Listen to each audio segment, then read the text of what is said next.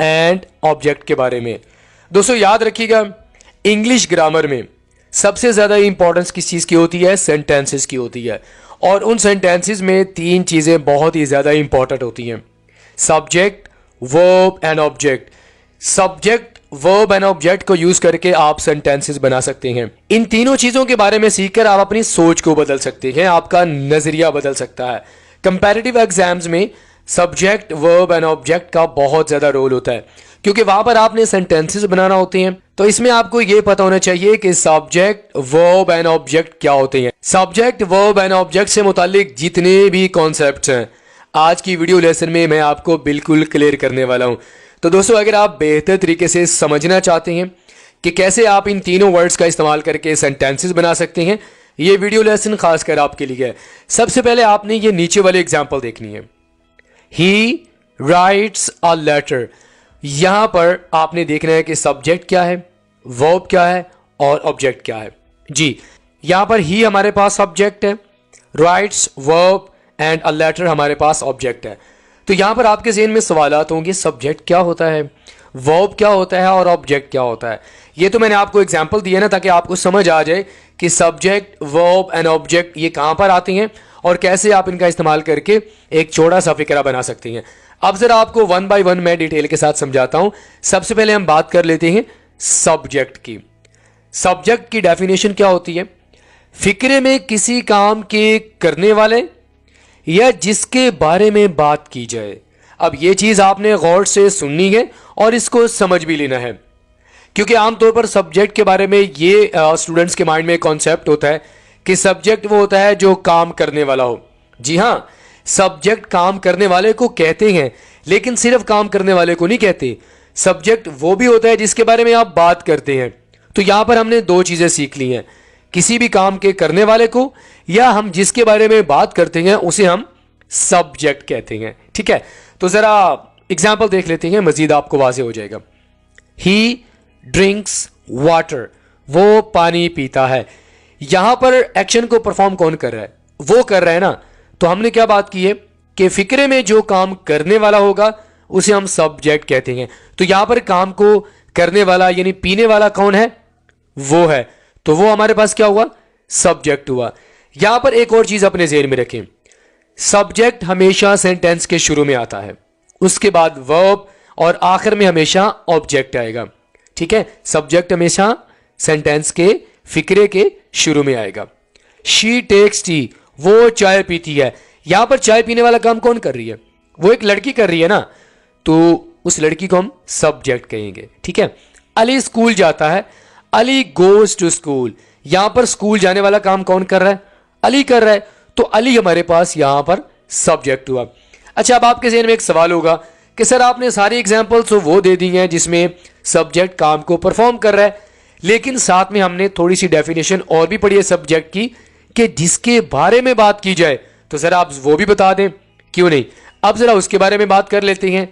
ये आपके सामने कुछ एग्जाम्पल्स हैं जिसमें सब्जेक्ट आपको कोई काम करता नजर नहीं आएगा, बल्कि सिंपली हम सब्जेक्ट के बारे में बात कर रहे हैं। ठीक है, एग्जाम्पल देखिए। अब यहां पर आपने इस एग्जाम्पल को गौर से देखना है। He is my brother. वो मेरा भाई है।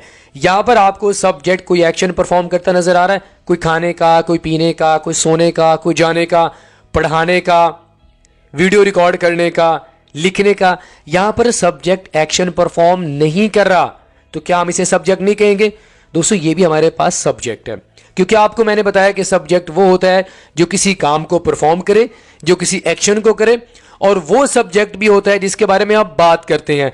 तो यहां पर हम सिंपली सब्जेक्ट के बारे में बात कर रहे हैं, किसी एक्शन की बात नहीं कर रहे। वो मेरा भाई है, ही इज माई ब्रदर। गेंद अच्छी है। The ball is nice. The ball, यहां पर हम गेंद के बारे में बात कर रहे हैं, तो जिसके बारे में बात करेंगे वो क्या होगा? सब्जेक्ट होगा। ठीक है, the ball is nice. The ball हमारे पास सब्जेक्ट हुआ। She is my teacher. वो मेरी उस्ताद है। तो यहां पर जो टीचर है वो कौन है? शी है। तो शी के बारे में बात हो रही है ना, शी हमारे पास सब्जेक्ट हुआ। इसी तरह Multan is my city. Multan मेरा शहर है। यहां पर मुल्तान के बारे में बात हो रही है, तो मुल्तान यहां पर क्या हुआ? सब्जेक्ट हुआ। तो दोस्तों याद रखिएगा, सब्जेक्ट सिर्फ वो नहीं होता जो किसी एक्शन को परफॉर्म करे। आपको यही पढ़ाया जाता है कि सब्जेक्ट क्या होता है? जो किसी एक्शन को परफॉर्म करे, जो खाए पिए सोए लिखे पढ़े। सब्जेक्ट वो भी होता है जिसके बारे में हम बात करते हैं। तो आज के बाद आपने सब्जेक्ट की डेफिनेशन कौन से अपने ज़हन में रखनी है? जो किसी एक्शन को परफॉर्म करे। नंबर 2, जिसके बारे में बात की जाए। तो आपको मैंने एग्जाम्पल्स के जरिए क्लियर करवा दिया। आगे बढ़ती हैं। उसके बाद दोस्तों सब्जेक्ट की इकसाम का आपको पता होना चाहिए। ये तो आपको पता होगा, हमारे पास 2 तरह के सब्जेक्ट होते हैं, प्लूरल एंड सिंगुलर। ठीक है, प्लूरल क्या होते हैं? जिसे आप 2 या 2 से ज़्यादा लोगों के बारे में बात करने के लिए इस्तेमाल करते हैं, जैसे कि I, we, you, they. I singular है लेकिन इसे प्लूरल में काउंट किया जाता है, तो लिहाजा आपने कंफ्यूज नहीं होना। सिंगुलर कौन कौन से हैं? She, he, it. तो सिंगुलर एंड प्लूरल हमारे पास 2 तरह के सब्जेक्ट्स हैं। अगर आप इन तमाम सब्जेक्ट्स को अच्छे से अंडरस्टैंड करना चाहते हैं, आपको कोई कंफ्यूजन है मजीद एग्जाम्पल्स के जरिए, तो वीडियो के नीचे मैं एक लिंक ऐड कर दूंगा, आपने उस वीडियो को लाजमी देख लेना है। सब्जेक्ट्स के बारे में आपकी तमाम कंफ्यूजन एंड कॉन्सेप्ट्स 100% क्लियर हो जाएंगे। आगे बढ़ती हैं। उसके बाद दोस्तों हम बात कर लेते हैं प्रेडिकेट की। प्रेडिकेट क्या होता है? सबसे पहले तो डेफिनेशन देखते हैं। वो जुमला जो अपने फाइल के मुतालिक कोई खबर दे। फाइल के मुतालिक कोई खबर दे। अच्छा, ये वाला काम तो हम बहुत ज्यादा कर रहे होते हैं डेली रूटीन में। हर दूसरा बंदा कोई ना कोई खबर आपको दे रहा होता है। कभी किसी चीज के बारे में खबर दे रहा होता है, कभी किसी शख्स के बारे में खबर दे रहा होता है, किसी काम के बारे में खबर दे रहा होता है। तो ये जो खबर देने वाला काम होता है ना, ये बस अपने ज़हन में रख लें इसी चीज को। खबर देने वाला जो काम होता है वो प्रेडिकेट परफॉर्म करता है। अच्छा, खबर किसके मुतालिक होती है? फाइल के मुतालिक। यानी सेंटेंस में आपको एक सब्जेक्ट नजर आएगा। सब्जेक्ट सेंटेंस के गुड शुरू में होता है। ठीक है, तो उस सब्जेक्ट के मुतालिक जो आपको खबर देगा वो क्या होगा? प्रेडिकेट होगा। मिसालें देखें, आपको समझ आ जाएगा। The child through the ball, बच्चे ने गेंद फेंकी। अच्छा दोस्तों, हमने डेफिनेशन में देखा था कि वो जुमला, ये एक चीज याद रखना कि प्रेडिकेट एक वर्ड नहीं होता, बल्कि उसमें 3-4 वर्ड्स होते हैं। एक क्लॉज होता है, एक फ्रेज होता है। ठीक है, थ्रू द बॉल, यहां पर खबर दी जा रही है कि बच्चे ने बॉल फेंकी। बॉल फेंकी, किसने फेंकी? बच्चे ने फेंकी। तो यहां पर जो प्रेडिकेट है, प्रेडिकेट क्या है? Through the ball. ये खबर दे रहा है कि बच्चे ने बॉल फेंकी है। ओके, सूरज अच्छे से चमक रहा था। The sun was shining brightly. Was shining brightly, ये जो है ये खबर दी जा रही है सन के बारे में। ठीक है, the dogs are barking loud. Are barking loud, ये प्रेडिकेट है, ये खबर दी जा रही है द डॉग्स के बारे में। एक चीज आप अपने ज़हन में रखें दोस्तों, सब्जेक्ट के बाद जब हमारे पास हेल्पिंग वर्ब आता है, तो हेल्पिंग वर्ब से आगे जितना भी सेंटेंस होगा वो हमारे पास प्रेडिकेट होगा। मिसाल के तौर पर, the sun was shining brightly, तो ये जो वॉज शाइनिंग ब्राइटली है ये हमारे पास प्रेडिकेट हुआ। इसी तरह the dogs are barking loud, are barking loud, ये हमारे पास क्या हुआ? प्रेडिकेट हुआ। तो प्रेडिकेट यहां पर क्या है? एक जुमला होता है जो आपको फाइल के मुतालिक कोई ना कोई किसी काम की खबर दे रहा होता है। ये बात भी समझ आ गई है? आगे बढ़ते हैं। अब जरा दोस्तों हम वर्ब की बात कर लेते हैं। वर्ब का माना होता है फेल। जुमले में सब्जेक्ट के बाद हमारे पास नंबर 2 पे वर्ब आता है। सबसे पहले हम डेफिनेशन देखते हैं, उसके बाद हम बात करेंगे। वो फेल जो किसी काम के करने या होने को जाहिर करे। अब यहां पर आप सोच रहे होंगे कि सर हमने तो हमेशा यही सुना है कि वर्ब क्या होता है? वो फेल जो किसी काम को करे, लेकिन आज तक हमने ये नहीं सुना कि वर्ब वो भी होता है जो किसी काम के होने को जाहिर करे। दोस्तों, वर्ब की डेफिनेशन भी बिल्कुल सब्जेक्ट की तरह है।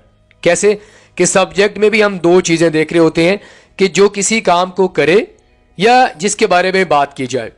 इसी तरह वर्ब भी, वर्ब वो होता है जो किसी काम के करने को या होने को जाहिर करे, सिर्फ काम के करने को ये जाहिर नहीं करेगा। मिसालें देखें, शी ड्रिंक्स वाटर, यहां पर ही ड्रिंक्स वाटर। ठीक है, तो यहां पर कौन सा एक्शन परफॉर्म किया जा रहा है? ड्रिंक्स वाला। ठीक है, तो ये हमारे पास वर्ब हुआ, वो पानी पीता है। शी टेक्स टी, टेक्स का माना लेना या पीना। शी टेक्स टी, वो चाय पीती है। अली गोज टू स्कूल, तो यहां पर अली जाने वाला काम कर रहा है। इसी तरह जो लड़की है वो पीने वाला काम कर रही है और लड़का भी पीने वाला काम कर रहा है। ठीक है, अब जरा आप यहां पर गौर करें दोस्तों, 3 तरह के एक्शन यहां पर परफॉर्म किए जा रहे हैं। पीने का, दूसरा भी पीने का है, चलो हम खाने का कह लेते हैं। शी ईट्स अ मील, वो खाना खाती है। Ali goes to school, Ali school जाता है। तो यहां पर वर्ब हमें क्या बता रहा है कि किसी काम के होने के बारे में बात कर रहा है, कि वो खाने का काम कर रहा है, वो पीने का काम कर रहा है, वो जाने का काम कर रहा है, वो सोने का काम कर रहा है, वो लिखने का काम कर रहा है, वो पढ़ने का काम कर रहा है, वो पढ़ाने का काम कर रहा है। इसे हम क्या कहते हैं? वर्ब कहते हैं। अच्छा, अब जरा हम दूसरी बात कर लेते हैं। ये तो हमने बात कर ली कि किसी काम के करने के बारे में अगर हम बात करें तो वो वर्ब होता है। लेकिन दोस्तों यहां पर एक चीज और भी अपने माइंड में रखिए कि वर्ब सिर्फ एक्शन की बात नहीं होती। वर्ब वो भी होता है जिसमें आप किसी चीज के होने को जाहिर करें। फॉर एग्जाम्पल, किसी से आप नफरत करते हैं, किसी चीज को आप छू लेते हैं, किसी चीज को आप महसूस करते हैं, ठीक है, या किसी चीज को आप सुन लेते हैं। इसकी मिसाल मैं आपको ऐसे दूं, आई लव हिम। अब यहां पर मैं अपनी फीलिंग का इजहार कर रहा हूं, मैं एक्शन की बात तो नहीं कर रहा। जरूरी तो नहीं है कि हर वर्ब आपको एक्शन के बारे में बताए। यहां पर मैं प्यार के बारे में बात कर रहा हूं, तो यहां पर मैं अपनी फीलिंग के बारे में बात कर रहा हूं। इसी तरह आई लुक एट हिम, मैं उसको देखता हूं। यहां पर लुक हमारे पास वर्ब है, लेकिन ये एक्शन वर्ब नहीं है, बल्कि ये स्टेटिव वर्ब है, जिसमें ये हालत को बता रहा है। तो हालत को बताने के लिए भी हम वर्ब का इस्तेमाल करते हैं। इसी तरह आई स्मेल दैट या I taste that, I taste the meal, मैं खाने को चखता हूं। तो यहां पर चखने वाला मैं एक्शन परफॉर्म नहीं कर रहा, बल्कि यहां पर मैं हालत को बता रहा हूं, खाने को चख करके मैं बता रहा हूं। तो बात समझ आई दोस्तों आपको? तो वर्ब सिर्फ वो नहीं होता जिसमें आप एक्शन की बात करें, वर्ब वो भी होता है जिसमें आप किसी हालत के बारे में बात करें। तो मुझे यकीन है दोस्तों आपको अच्छे से समझ आ गया होगा। आगे बढ़ते हैं। इसके बाद दोस्तों हमारे पास है ऑब्जेक्ट। ऑब्जेक्ट की डेफिनेशन देख लेते हैं। फिक्रे के अंदर जिस चीज या शख्स पर काम किया जाए, वैसे ऑब्जेक्ट को मफूल कहा जाता है। तो इसकी डेफिनेशन क्या है? फिक्रे के अंदर जिस चीज, यानी या तो चीज पर काम होगा या किसी शख्स पर काम होगा, उसे हम क्या कहते हैं? ऑब्जेक्ट कहते हैं। यानी काम का जो डायरेक्ट असर होगा वो उसी पर पड़ेगा। जिस पर काम का डायरेक्ट असर पड़ता है उसे हम ऑब्जेक्ट कहते हैं। जिस पर काम हो, जिसको मारा जाए, जिसको खाया जाए, जिसको पढ़ा जाए, जिसको लिखा जाए, उसे हम ऑब्जेक्ट कहते हैं। मिसालें देखें, ही ड्रिंक्स वाटर, तो यहां पर जो पीने वाला काम है वो किस पर हो रहा है? पानी पर हो रहा है, तो पानी हमारे पास ऑब्जेक्ट हुआ। वो चाय पीती है, पीने वाला काम टी पर हो रहा है, तो टी हमारे पास ऑब्जेक्ट हुआ।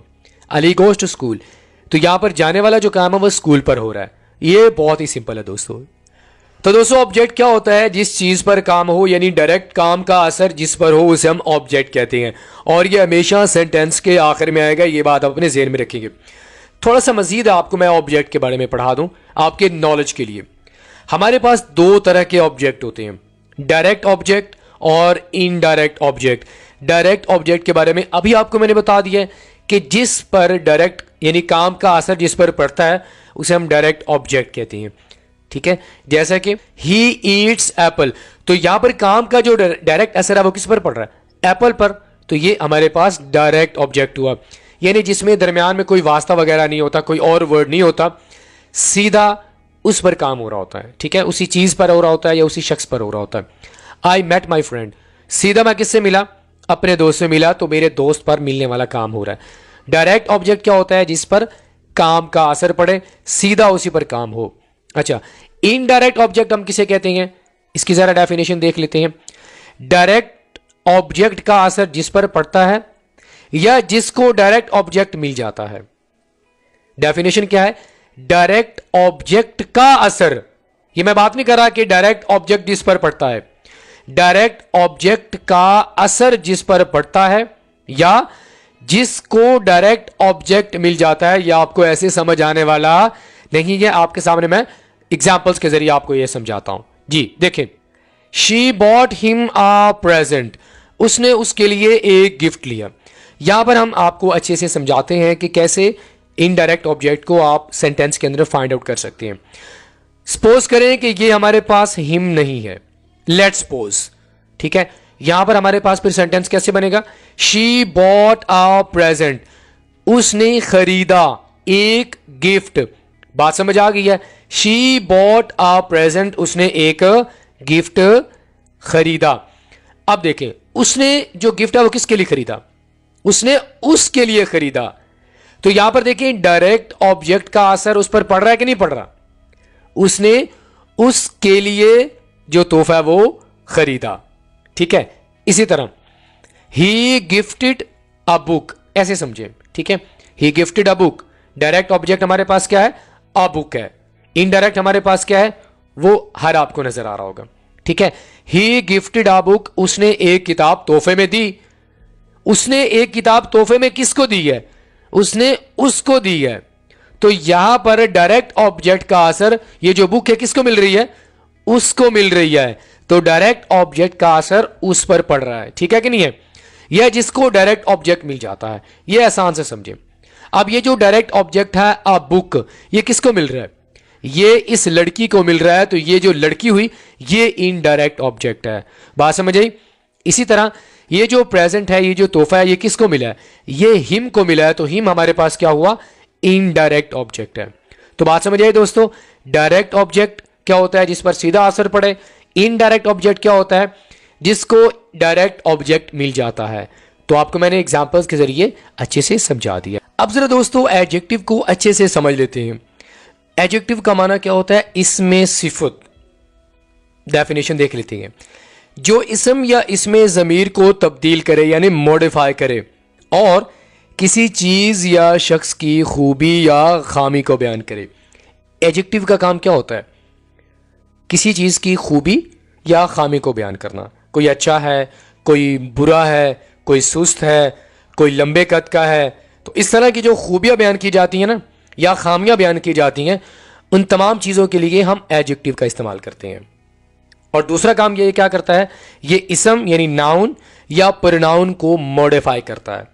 ऐसे आपको समझ नहीं आएगा, मिसालों के जरिए समझते हैं। Asim is a beautiful, Asim प्यारा है। तो यहां पर देखें, आसिम हमारे पास नाउन है ना, और ब्यूटीफुल हमारे पास एडजेक्टिव है। तो एडजेक्टिव ने आके किसको मॉडिफाई कर दिया, आसिम नाउन को मॉडिफाई कर दिया और यह बता दिया कि यह प्यारा है। आसिम इज क्या है, खूबसूरत है। यह ब्यूटीफुल हमारे पास एडजेक्टिव हुआ। क्लियर। हम तेज दौड़ते हैं, we run fast, we run fast. यहां पर फास्ट ने आके किसको मॉडिफाई कर दिया, वी को मॉडिफाई कर दिया। इसी तरह वो एक सुस्त इंसान है, he is a dull man. यहां पर ही हमारे पास प्रोनाउन है और डल क्या है हमारे पास, एडजेक्टिव हुआ ना। ठीक है, नेगेटिव एडजेक्टिव है। तो यहां पर डल ने आके प्रोनाउन ही को मॉडिफाई कर दिया, यह बता दिया कि वो एक सुस्त इंसान है। तो हमारी डेफिनेशन क्लियर होगी कि जो इसम या इसमें ज़मीर को तब्दील करे या किसी चीज़ या शख्स की खूबी या खामी को बयान करे। खूबी भी आपको मैंने बता दिया है, खामी भी आपको मैंने बता दी है। एडजेक्टिव आपको समझ आ गया, गुड। आगे बढ़ते हैं। इसके बाद दोस्तों हमारे पास आता है एडवर्ब। एडवर्ब क्या होता है, डेफिनेशन देखती हैं। ऐसा लफज हो सकता है या फिक्रा हो सकता है जो वर्ब या एडजेक्टिव में कुछ इजाफा करे या उनको बयान करे। अब यहां पर दो चीजें एडवर्ब ने परफॉर्म करनी है। नंबर वन, कोई इजाफा करेगा उसमें आके या आके उनको बयान करेगा। मिसालें देखते हैं, ये भी आपको समझ आ जाएगा। वो तेज भागता है, ही रन्स क्विकली। क्विकली हमारे पास एडवर्ब है। याद रखिएगा दोस्तों, जब भी आपको वर्ड के आखिर में एलवाई नजर आए, आपने फौरन से अपना माइंड लेके जाना है एडवर्ब की तरफ। लेकिन हमारे पास ऐसे भी एडवर्ब हैं जिनके आखिर में आपको एलवाई नजर नहीं आता। ठीक है, जैसे कि ऑलवेज, सून, टुडे, एवर, अवे। तो ऐसे भी एडवर्ब हैं जिनके आखिर में एलवाई नहीं होता, लेकिन फिर भी वो एडवर्ब होते हैं। तो जरूरी नहीं है कि हमेशा आपको एलवाई नजर आएगा तो ये एडवर्ब होगा, वरना नहीं होगा। दो तरह के हमारे पास एडवर्ब होते हैं, एलवाई और एलवाई से हटके भी हमारे पास एडवर्ब होते हैं। बहरहाल यहां पर क्विकली ने किसको मॉडिफाई किया, रन्स को। रन्स हमारे पास वर्ब है। अच्छा, फॉर एग्जाम्पल मैंने कहा जी वो भागता है। ठीक है, अब आपके ज़हन में सवाल होगा, आपके ज़हन में कंफ्यूजन होगी कि वो कैसे भागता है। ये आप आकर आपको कौन बताएगा, ये काम है एडवर्ब का। ये आकर आपको बताएगा कि वो आहिस्ता भागता है या वो तेज भागता है। अगर आपने लगा दिया क्विकली तो हमारे पास बन जाएगा, ये हमारे पास एडवर्ब बन जाएगा। तो इसका माना क्या बनेगा, वो तेज भागता है। तो ये आकर हमें एडवर्ब ने बता दिया। ओके, बिल्ली बहुत चंचल है, the cat is extremely playful. या तो ये एडजेक्टिव में कुछ इजाफा करेगा। ये हमारे पास है जी एक्सट्रीमली एडवर्ब है। एडवर्ब ने आके क्या करना है, एडजेक्टिव में कुछ इजाफा कर दिया, ये हमारे पास है जी प्लेफुल एडजेक्टिव है। ठीक है, बिल्ली बहुत चंचल है। द कैट इज एक्सट्रीमली क्या है, प्लेफुल है।